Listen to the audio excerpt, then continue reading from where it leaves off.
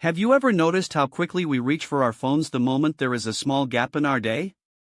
It happens when we are waiting for a coffee or sitting on a bus or even just walking from one room to another.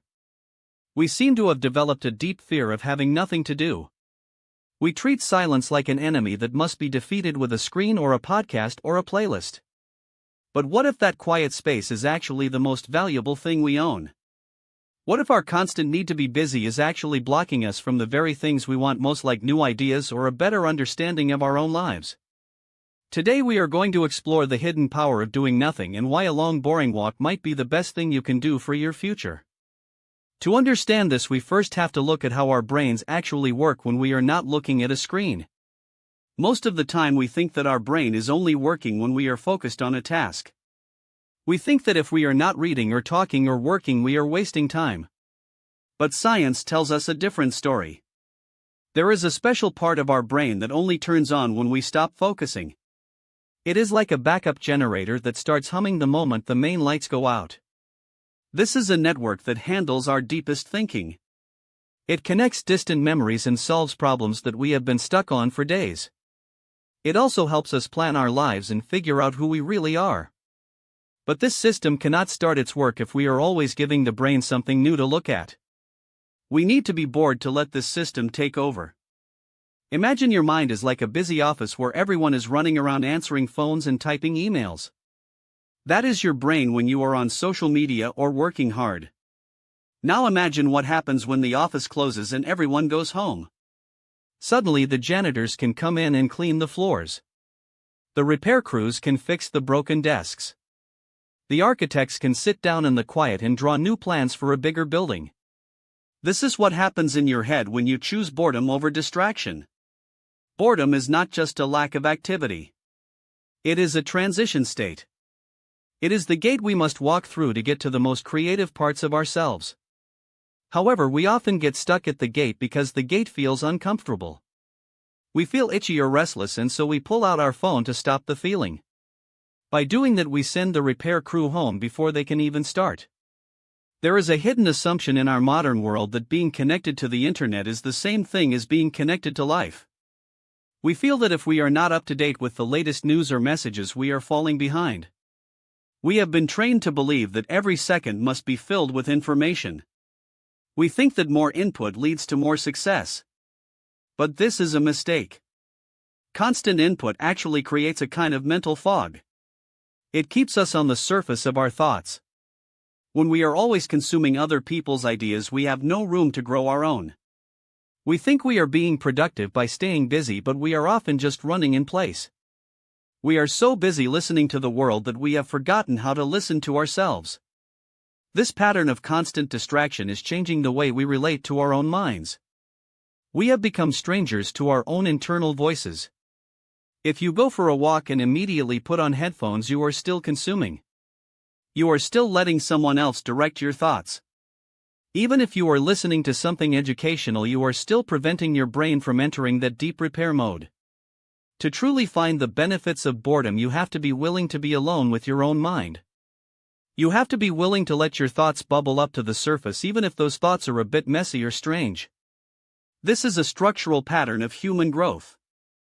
We need periods of rest to integrate what we have learned. Just like an athlete needs sleep to build muscle, a thinker needs boredom to build ideas. If you look at the most creative people in history, many of them had a habit of taking long walks. Without any distraction. They knew that the movement of the feet helps the movement of the mind. They were not walking to get somewhere. They were walking to let their brains wander. We can reframe this by looking at boredom as a form of mental medicine. Instead of avoiding it, we should seek it out. Think of it as a boredom walk. A boredom walk is not about the scenery, and it is certainly not about exercise. It is a dedicated time to be dull. It is a time to put the phone away and just listen to the sound of your own footsteps hitting the pavement. At first, this will feel very hard. Your brain will scream for a notification or a song.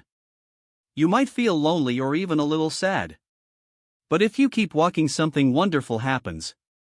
The noise in your head starts to settle. You start to notice small things you usually ignore, like the way the light hits a brick wall or the pattern of the clouds. And then out of nowhere an idea might pop into your head. It might be the answer to a problem at work or a new way to talk to a friend. Or it might just be a feeling of peace that you haven't felt in a long time. This is your brain finally doing the work it has been wanting to do for months. Applying this to your daily life does not require a huge change. You do not need to move to a quiet cabin in the woods. You just need to claim small moments of boredom for yourself. Maybe you decide to walk to the grocery store without your phone. Maybe you sit on a park bench for 10 minutes and just watch people go by. The key is to resist the urge to fill the gap. Let the boredom sit there. Let it be heavy and quiet. This is where you figure out your life.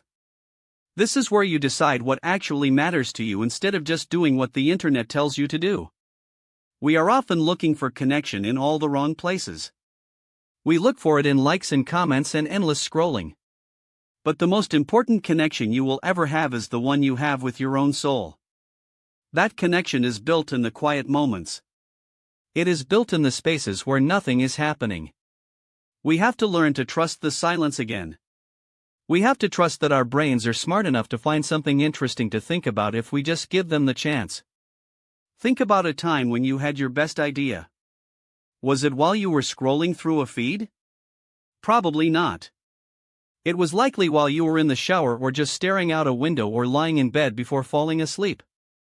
These are the moments when the default mode takes over. By intentionally going for a boredom walk, you are creating a space for those moments to happen more often. You are giving yourself the gift of your own company. You are allowing yourself to be the architect of your own future instead of just a consumer of someone else's present. It is a brave thing to do in a world that wants your attention every second. It is a radical act of self-care to simply be bored.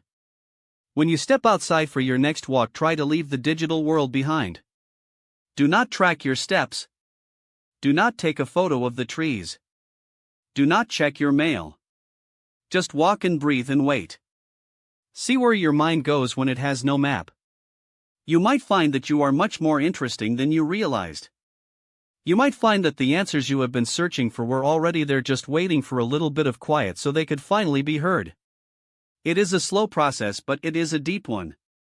And in the end, the clarity you find on a dull walk is worth more than 1,000 hours of online distraction. If you give yourself the permission to be bored today, what parts of yourself might finally have the chance to speak up and lead the way?